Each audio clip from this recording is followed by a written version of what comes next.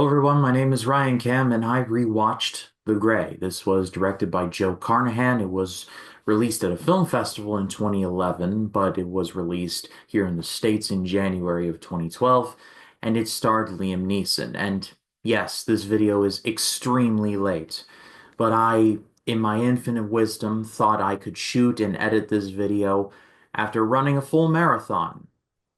I was an idiot. But I'm getting this video out now, and I do apologize that it is deeply late. It tells the story of a man named John Otway, played by Liam Neeson, who works as a sharpshooter at an oil company based in the middle of nowhere, Alaska. He and some of his co-workers are heading back to mainland.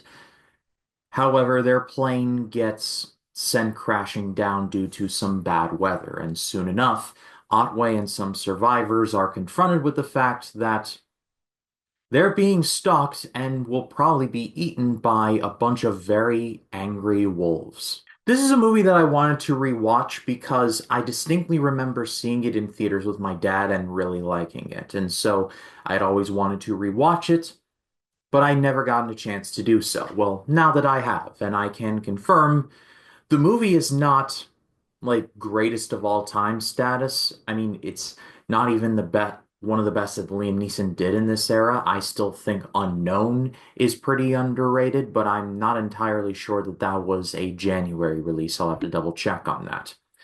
However, in terms of a survival movie, it is very effective in bursts. The movie's biggest strength is the atmosphere. This movie takes place, like I said, in Alaska, but in the middle of nowhere. Like, you would expect them to be shooting ice road truckers out in the middle of this weather. It is devastatingly cold, and the movie does a great job of showcasing it that, yeah, the wolves are a problem, but so is the weather. And there is a slim chance of survival. As a matter of fact, the chances of survival fall in between slim and none. Neeson is the most interesting part of the movie, and by extension, he is the best part of the movie.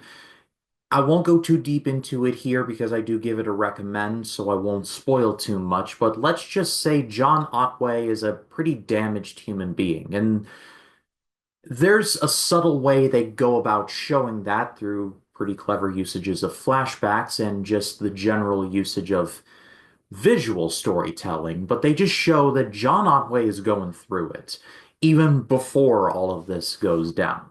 This just so happens to be one massive speed bump in his life. One of the biggest problems that I had with the movie is that the rest of the characters outside of Otway are either not interesting at best or just annoying at worst. Like, there's this one character who, when the plane crashes, he starts drinking the on-flight alcohol and he's just like, here's to us, it was a nice life. And I'm just like, okay, yeah, I've never been in a plane crash, but I wouldn't be drinking the on-flight liquor. I would like be trying to help. Like, it's not ideal, but I mean, at least try to do something productive. I'm also willing to accept that that was probably the point to show that not all of these people are in their right mind, so their more base instincts are going to take over, and it's one of those situations where you put someone in a pressure cooker, their real side comes out. I understand that, but the movie just didn't do that super great. And when some of these people start to die off, I wasn't really shedding tears.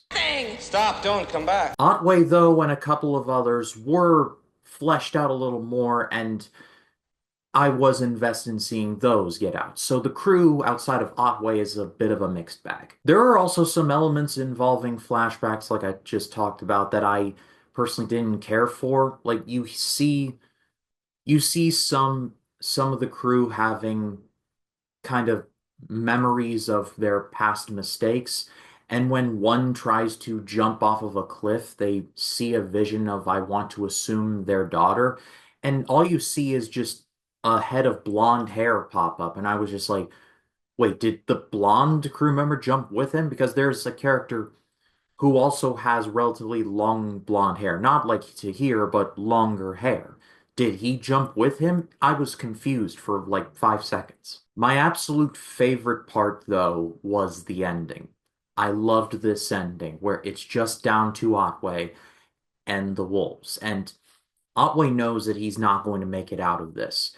And throughout the entire movie, there has been this poem that his father wrote. It ends with "Live and die on this day." And so he arranges the wallets of the rest of the crew that have passed away. He arranges it. He says his final goodbyes. He tapes up his fists with a knife in one hand. He breaks off some liquor bottles to serve as sort of kind of brass knuckles. On the other hand, he confronts the wolves and he's like, come on. And the movie ends with that. It's brilliant stuff. And there's a post-credit scene that shows what happens, but it's post-credit. And so the movie just ends with Otway and the Alpha and the rest of the wolves fighting it out. It's Liam Neeson versus a bunch of wolves. I honestly don't know. I don't know who my money's on.